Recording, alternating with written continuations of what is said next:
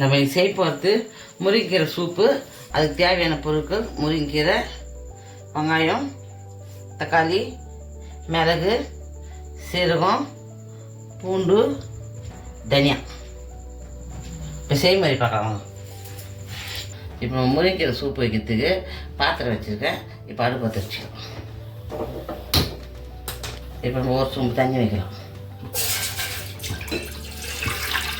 ஒரு சொம்பு தண்ணி வச்சுருக்கேன். தண்ணி நல்லா காயிட்டு நம்ம அப்புறம் கீரை போடலாம்.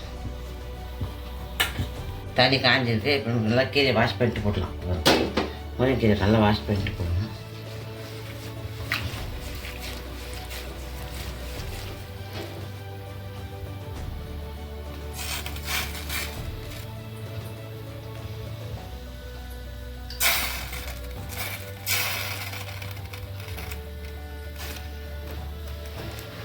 ரெண்டு வெங்காயம் அரைச்சி வச்சுருக்கேன். அது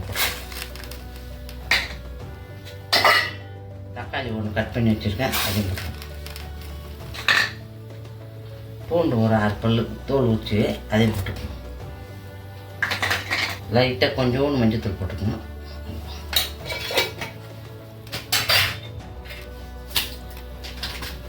இது எல்லாத்தையும் அப்படியே கலரி வச்சுட்டு நம்ம மூடி வச்சிடலாம். நல்லா வேகணும். 5 நிமிஷம் வெந்து போயிடும். சீக்கிரமாக ஆகிடும். கீரை ஒரு கொதி வரட்டும். நல்லா மூடிடலாம்.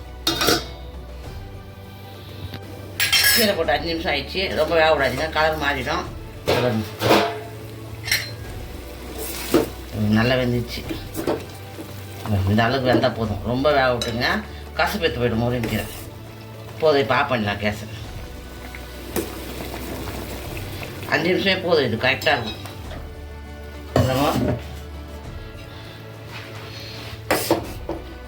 இப்போ எல்லாத்தையும் வடிகட்டி மிக்ஸி ஜாரில் போட்டுடலாம்.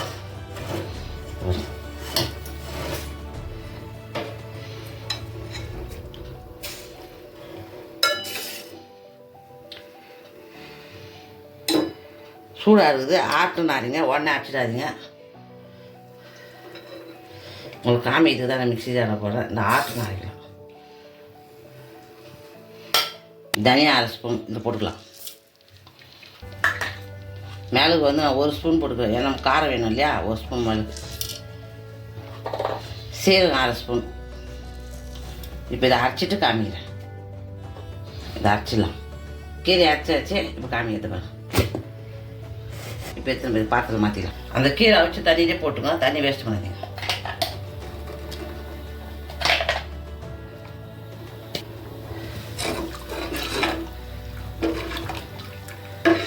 ஒரு 1/2 ஸ்பூன் உப்பு போட்டுக்கலாம்.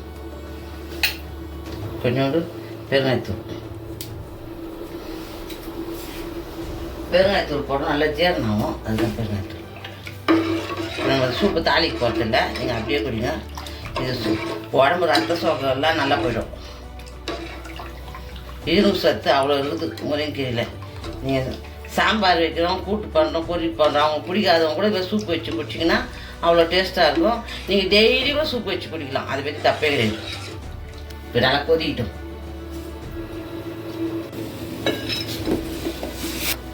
முருங்கைக்கீரை சூப் பாருங்கள் எப்படி இருக்குது. நல்லா கலர்ஃபுல்லாக இருக்கும். நல்லா டேஸ்ட்டாக இருக்கும். நீங்கள் கொஞ்சம் பால் மராத வச்சு கொடுத்து பாருங்கள். குழந்தைங்க டெய்லி சாப்பிடும். நல்லா ரொம்ப கொதிக்கூடாதீங்க. நல்லா சூப் ரெடி ஆகிடுச்சு. நான் பாத்திரத்தில் மாற்றிட்டு காமிக்கிறேன். நீங்கள் முருங்கைக்கீரை சூப் செஞ்சுருக்கேன். உங்கள் வீட்டிலே செஞ்சு சாப்பிட்டு பார்த்துட்டு எப்படி இதுன்னு சொல்லுங்கள். கமெண்ட் பண்ணுங்கள். பெல் பட்டன் எடுத்துங்க. ஷேர் பண்ணுங்கள். எங்கள் நியூஸ் பேப்பர் சேனலுக்கு சப்ஸ்கிரைப் பண்ணுங்கள். எங்கள் வீட்டை பார்த்ததுக்கு நன்றி.